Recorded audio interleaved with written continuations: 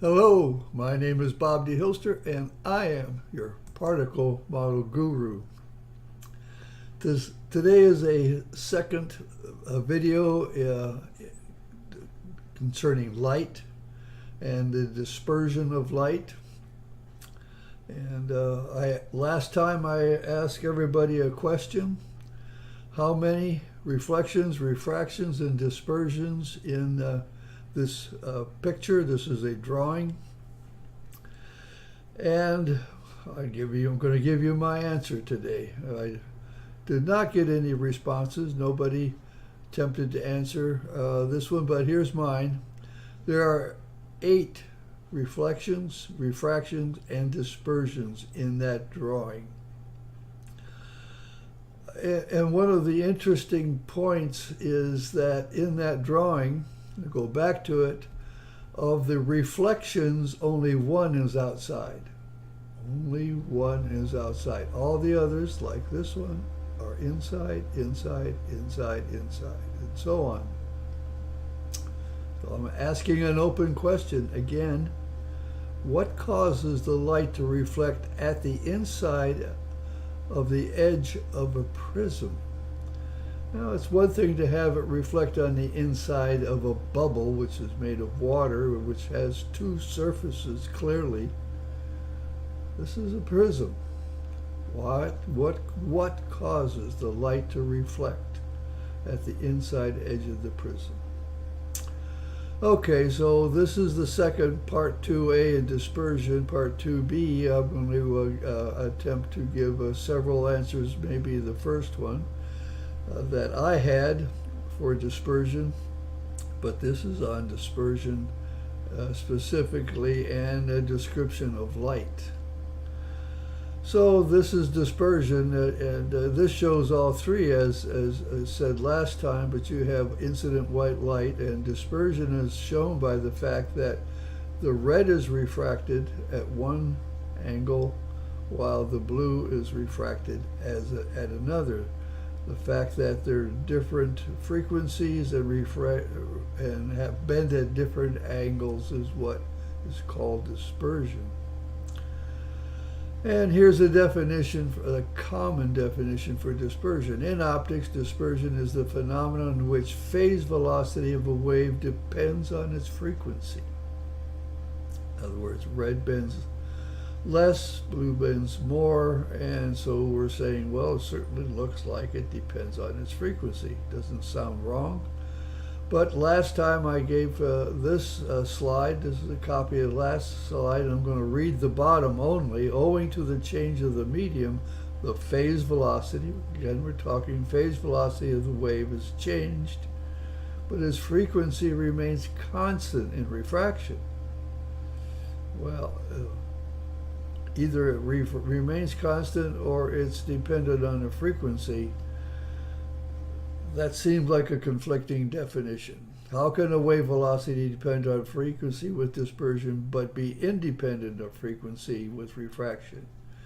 Refraction seems to apply to the bending of monochromatic light, while dispersion applies to the bending of white light. They don't make that distinction, but my conclusion is this makes refraction a subset of dispersion, wherein you set the frequency equal to one frequency, but somehow in dispersion you have multiple frequencies.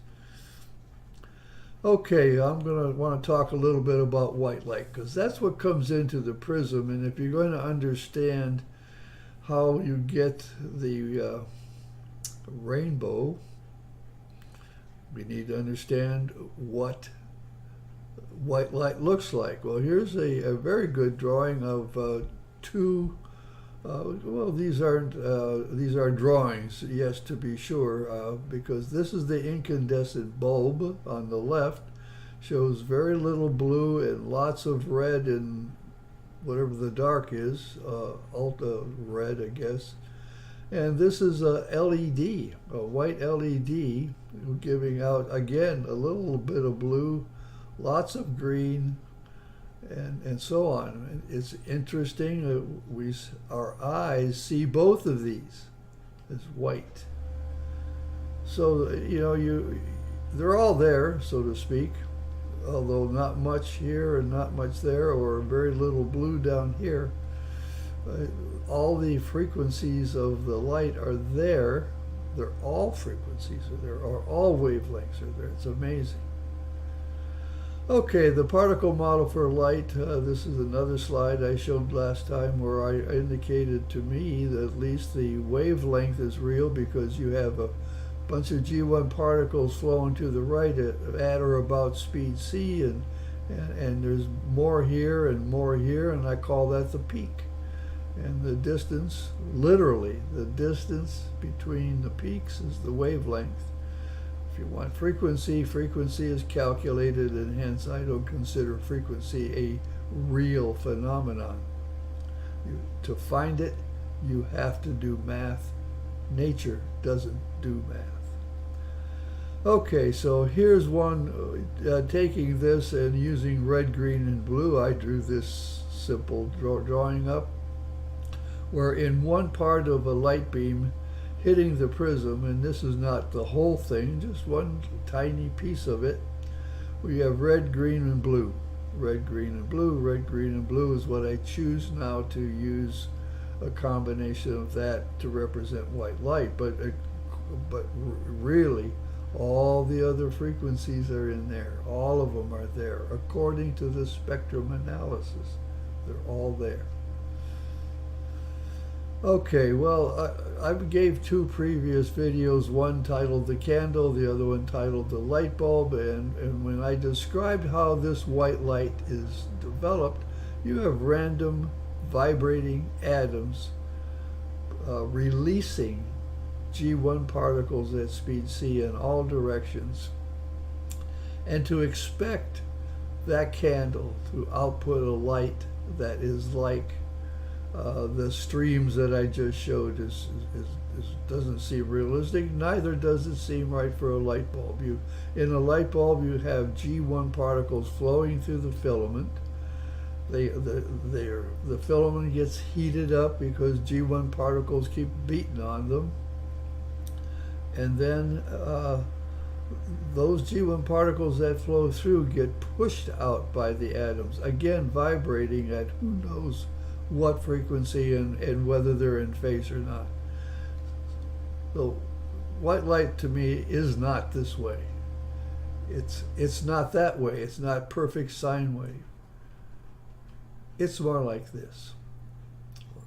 I'm calling it random white light. Now I took those lines in the previous slide and I chopped them up and I just threw them together, and yeah, you kind of got red here and there's a little bit of some green and then there's blue, and I did it twice. But white light isn't just red, green, or blue. There could be many colors, and when you throw all that together, my comment is nature's messy. When we draw things up like light in the textbook, we make it nice and pretty and clean, but it's not that way. I suspect that even with white laser, when you use laser as a source for white light, that it may be more organized, it may be more systematic or whatever, but it's still messy. So now let's try to make a rainbow. Okay, well, how do we do that? So we use the particle model to do it. But all I'm going to give you today is a list of 7, and I don't know whether I got all of the items down here, but these are the things you have to consider when trying to establish how the white light, as described, the messy white light, enters the prism and comes out with a rainbow. You've got to consider frequency or wavelength. It may be that you have to consider the intensity of red or blue. The intensity of blue might be higher than the red, but we have some intensity figures, so we could look at that. So the strength of the G2 force, certainly the G2 force. The G2 force is what causes it to bend, but the question is what forces are being applied where? What's the strength of those forces?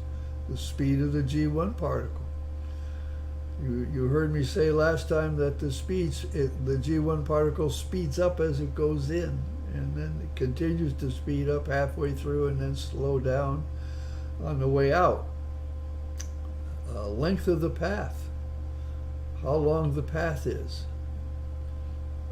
Phase velocity, or you consider that, or the index of refraction.